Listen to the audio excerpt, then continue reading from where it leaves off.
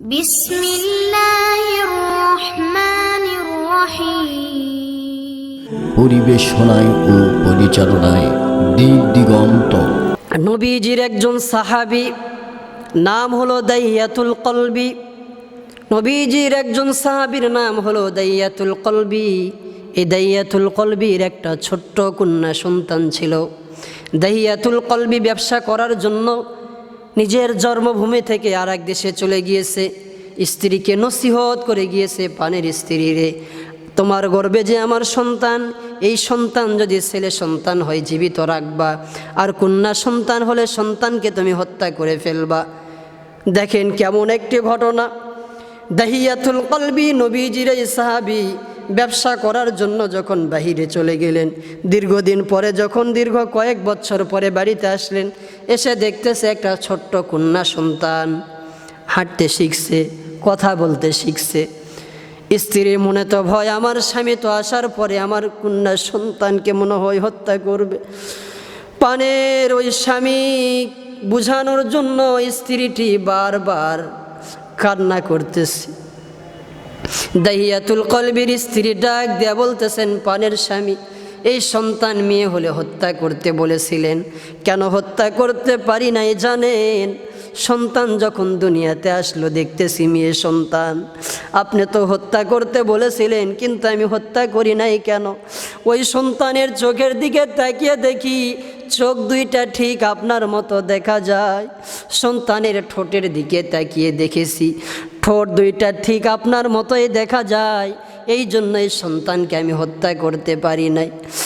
দাহিয়াতুল কলবি এই কথা শোনার পরে স্ত্রীকে ডাক দেয়া বলে, স্ত্রী চিন্তা করিও না, অনেক দিন পরে বাড়িতে আসছি, আমার সন্তানকে নিয়ে আমি একটু ঘুরতে যাব, এত সুন্দর আমার মেয়েটা, একে নিয়ে আমি একটু ঘুরতে যাইব। স্ত্রীর কলিজাটা ঠান্ডা হয়ে গেল, আমার স্বামী মনে হয় হেদায়েত পেয়েছে, আমার সন্তানকে হত্যা করবে না। এবার সুন্দর করে মেয়েটিকে সাজায়া দিল, গোসল করায়া দিল।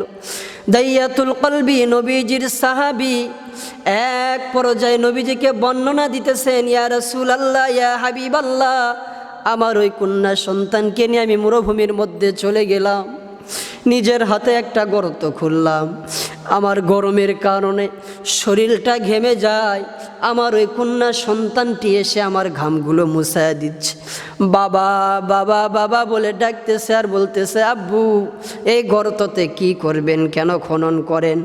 দাইয়াতুল কলবি নবীজিকে ডাক দিয়ে বলেন, ইয়া রাসূলুল্লাহ, ইয়া হাবিবাল্লাহ, আমার ওই কন্যা সন্তানকে আমি ডাক দিয়ে বললাম, মা রে, এই গর্তের মধ্যে তুমি আর আমি খেলা করব রে মা। গর্ত যখন খোঁড়া সম্পূর্ণ হয়ে গেল, দাইয়াতুল কলবি নবীজির সাহাবী বলেন, ইয়া রাসূলুল্লাহ, গর্ত খনন করা হয়ে গেল, আমি আমার কন্যা মেয়ে সন্তানকে ডাক দিলাম আর ডাক দিয়ে বললাম, মা রে আসো, গর্তের কিনারায় তুমি আর আমি খেলাধুলা করব।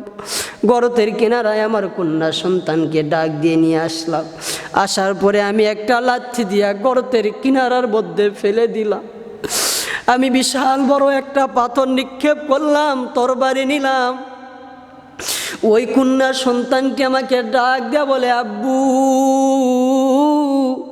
তুমি না বললে এখানে তুমি খেলা করবা আমার সঙ্গে? ও আব্বু, আমাকে কেন আঘাত করতেছ, কেন মারতেছ? আব্বু তুমি আমাকে মারবা না, তুমি আমাকে ছেড়ে দাও, আর কোনো দিন আমি আপনাকে আব্বু বলে ডাকবো না। আমার এখানে মা নেই, আমার মা থাকলে আমাকে মারতো না রে আব্বু। দাহিয়াতুল কলবি নবীজিকে বলেন, ইয়া রাসূলুল্লাহ, এরপর আমার এই পাষাণ হৃদয়ের মধ্যে একটু দয়া মায়া জমে নাই, নিজের হাতে কন্যা সন্তানকে হত্যা করলাম।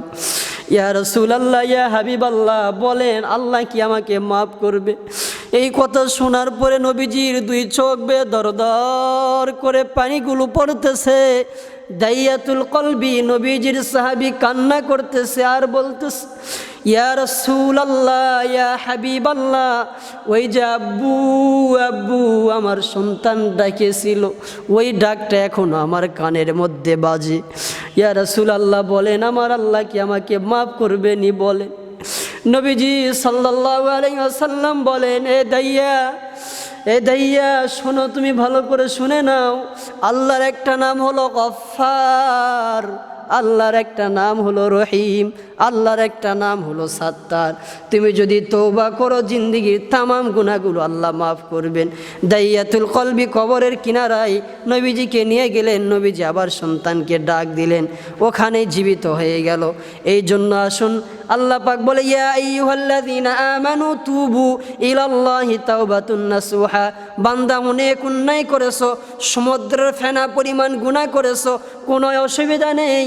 খাস নিয়তে যদি তুমি তওবা করতে পারো, আর যদি আল্লাহর কাছে স্যালেন্ডার হতে পারো, আত্মসমর্পণ করতে পারো, মাথা নত করতে পারো, আল্লাহর ওয়াদা হইল গফফার নামের উসিলাই গুনাহগুলো ক্ষমা করিয়া তোমার গুনাহগুলো আল্লাহ পাক নেক দ্বারা পরিবর্তন করে দিবে। বলেন না সুবহানাল্লাহ।